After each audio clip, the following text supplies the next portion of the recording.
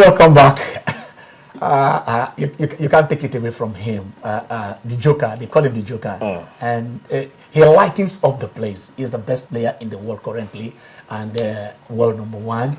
But I tell you, when he started, I remember he did this impersonation of McEnroe. You know, McEnroe is one of those guys that, for goodness sake, any referee or whoever, any umpire will tell you when he was playing, you have to go through hell. And when Djokovic did it, and McEnroe also now did that on Djokovic, is fun. It is tennis. That is the tennis world. That is the entertainment world. No cry, no bickerings, no hard feelings. You go over there as a sportsman. You win some, you lose some, but you entertain the persons, and that's why they pay you so much money. That's why you give them so much joy when they come over there. Cecilia and Jimmy are in the house. Somebody's at wall. We shall ask him where he went when he comes back next week. Hello. Good afternoon. Good afternoon. Good afternoon. It's always a pleasure to be here. Thank you. Yes. Let me start with Cecilia. Okay, I was actually enjoying the Djokovic dance. I mean, that dance could not just help him out. When Rafael Nadal came calling the second successive time, beating him in the semi-finals of the Rogers Cup, and he's through to the finals. Of course, he will be meeting with Milos Raonic, which is a good one for Rafael Nadal. Now, looking at the way the match actually went, who were thinking because of the form in which Djokovic was and the way he lost to Rafael Nadal on clay, that was in June. That was also in the semi-finals. We're thinking, okay, maybe Djokovic might just have the upper hand because he came into Rogers Cup saying he just want to have fun. And you saw him dancing there. And of course, there was actually a clip also before this one where he was actually dancing with the mascot. And he was even wearing a wig and others. He was enjoying himself. But when he came to this game, I mean, he went to a tie break and Rafael Nadal got the upper hand and he won it 6-3. 3-6, 7-6. The final was more like a heavyweight boxing fight because it was a pulsating one that you just be wondering and waiting who is going to take this one. More like a marathon. But at the end of the day, Rafael Nadal shows that he's also good on hard court, and that's his first victory over him since 2010. So for me, I think it was a good one for Rafael Nadal. Djokovic, the dancing is over. Yeah, they're moving the record to 21-15 against them. I think it's a very good one. We now see Nadal moving to the top 3. You know, at the point in time, he was within the top 5. But right about now, once the rankings are released, he will now move to number 3 ahead of his countryman, David Ferrer. It has to be said, this is 10th final. And 36th meeting. 36, yeah, that's why I said 21-15. It's now 21-15 between the two of them.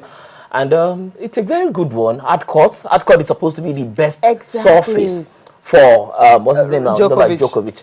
But then again, you look at the final, Milos Raonic, one of the best, young stars. You know, I'm always after young stars, the likes of Enes Gobis. You don't want to mention Dimitrov, the young baby Federer. Anyway, we're expecting a strengthening final. Raonic has been righteous. Yes, I think he's a very, very fantastic young star that would, he's going to move into top 10. And if he can take it up from there, that is if he's consistent. Some of them will just come he's going to move into top 10. Okay, for now. Once the rankings are released, because he's number 13. And Gobis will also move up. He's on number 38. Yeah. As of last year, he was even 130-something or thereabouts. So it shows you that exactly this youngster, exactly what these youngsters actually need is now, they're now bringing it to the fore. At the end of the day, we have the likes of Dimitrov, the likes of Gobis, Raonic, okay, all right. We are still there. We also talk about a little golf, but while we're doing that, we are also expecting a call from Uyo right there, the chairman of Ibom Queens. I know when it's ready, we shall get that if it's ready. We shall hear from him how the season went. What is the camp? We talked about the FCT Queens and the Ibom Queens here 2-3 weeks back. And then we have been following up on that story. And then I'm glad to say we're going to have him, right? We hear from him directly today while this program is on in the next few minutes. We should expect to hear from Uyo, the chairman of Ibom Queens, Mr. Sonny Udo. He should be on the line. Tiger Woods, 4 over Cecilia. Getting into this USPG, so he has actually said before now that the year will not be a good one for him if he did not win a major. But from all indication, he is nowhere near that, because you have a Jim Furyk who is 9 under, Jason Duffner, of course, the man who was the overnight leader right now, is 8 under, and for Tiger Woods, 4 over. That's a poor one for him, because he has felt he was fired up, at the Firestone. Yeah, the Firestone. Of course, we felt, okay, with the performance, of course, winning that, that will set the pace for him. But I don't know what happened right now, because Tiger Woods is not at his best. I mean, he's going back to the days in which he was struggling with everything he had and all that. But I want to go to the distraction of the girlfriend or whatever. I know you'll go there. But Rory McIlroy, which is a better one for Rory McIlroy, is, of course, the defending champion. Of course, definitely. He's a 3 under. He shot a fantastic 3 under. Exactly. He went into the third round on par. And then he shot that round 3 under, and then he has a shot a fighting chance. And Tiger Woods on 48. 48. No, Tiger is 4 over. It's 4 over. So he caddied 73. Yes. So it was all right. Okay, I'm just told that we have Mr. Sonny on the line. Hello, Sonny. Yes. Good afternoon. Good afternoon. How are you? Good, are you? We are okay here. How's Uyo? Cool.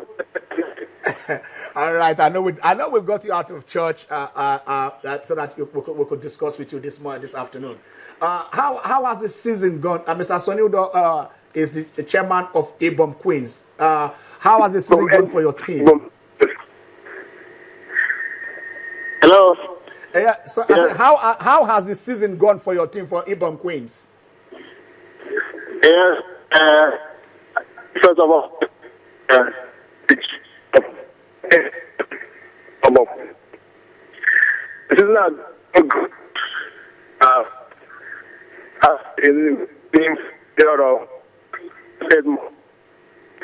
Hello, Mr. Sodi, can you? It's like, okay, well, we will try and get back to him in a few minutes, so that probably we can get it clear. And the network is not, we're not getting you clear. The sound is not too clear, so we'll get back to you almost immediately the moment we can.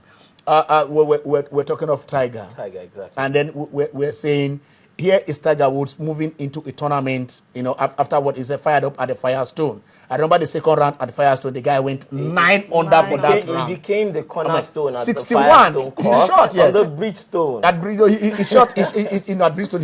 He shot a 61. That is equaling the course record. The course record, for there. And people are saying, okay, Justin Duffner actually did something similar this time around. No, I mean, the course record. No, people expect him to shoot 62. Exactly. But he shot 63. Yes, exactly. I mean, they were going, can he go 62? Can he go 62? Exactly. And then he bogeyed the last, the last shot that it